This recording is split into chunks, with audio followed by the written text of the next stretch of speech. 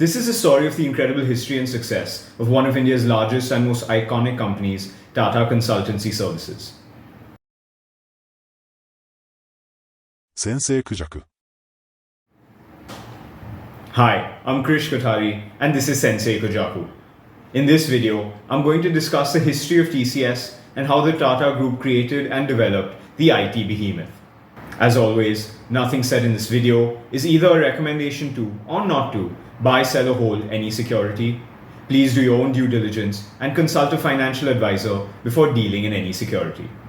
TCS was the brainchild of FC Kohli and JRD Tata, then chairman of Tata Sons. Formed in 1968 as Tata Computer Systems, the company would slowly but surely begin to expand in India and internationally. TCS is probably the single greatest example of the Tata Group's ability to focus on the long term and be willing to seed businesses that would take decades to reach their full potential. After all, they started an information technology company in India in 1968. This willingness to think long term was crucial to the survival of TCS in the early days.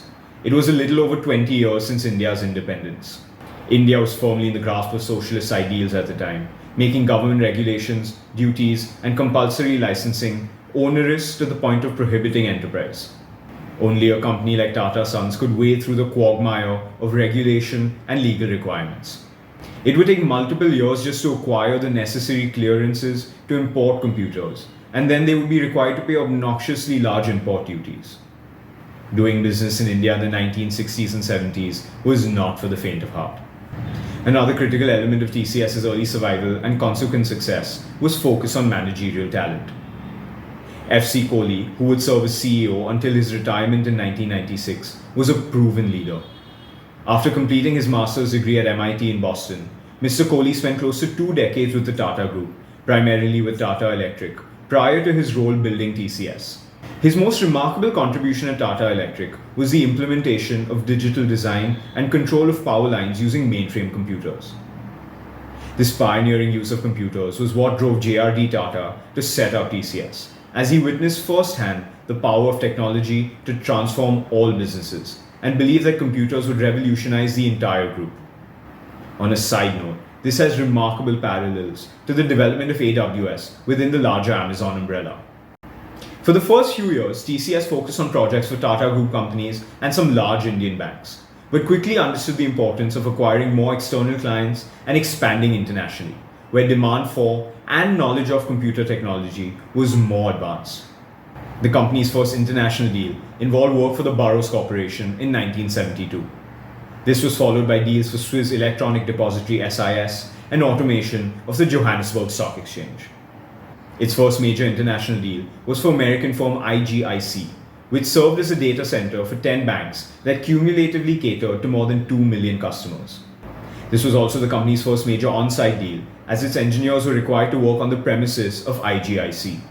The early 1980s would prove to be a pivotal phase of TCS, involving 2 vital developments.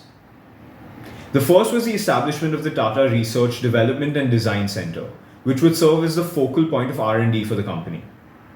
This allowed the company to create and improve products for clients, which was necessary to keep up with the rapidly changing technology ecosystem at the time. The second development was the creation of the Offshore Development Center model for clients.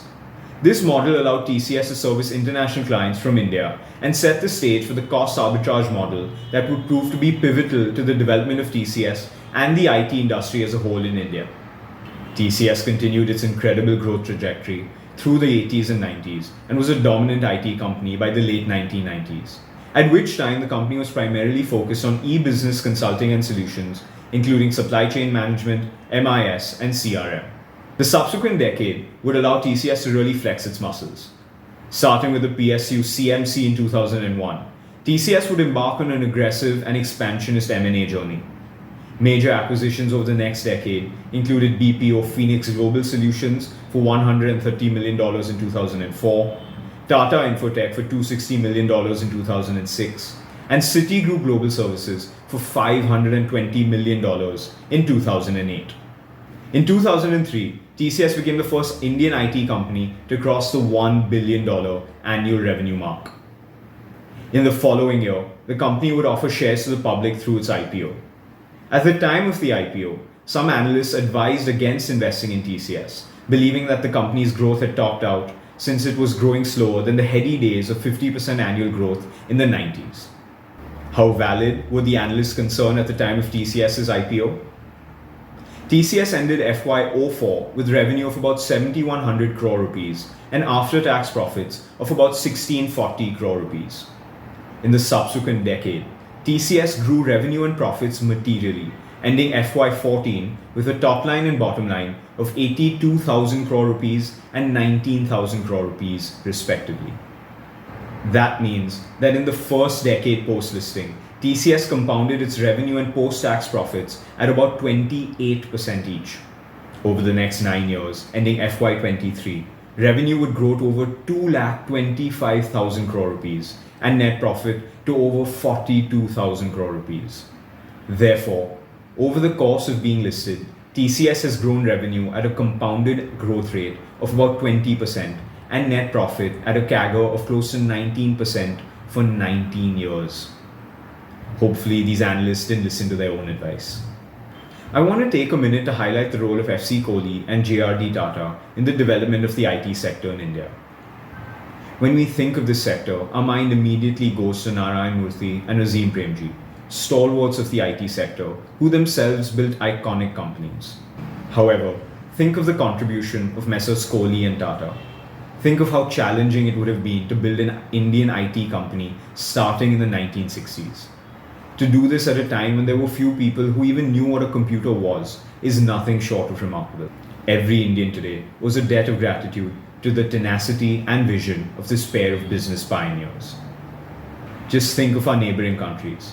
What would Sri Lanka and Pakistan, both of whom in recent times have faced crippling forex challenges, give to have India's IT industry? This industry has been a driving force for growth and development of the country. Entire ecosystems have developed as a result of one decision of two men over 50 years ago.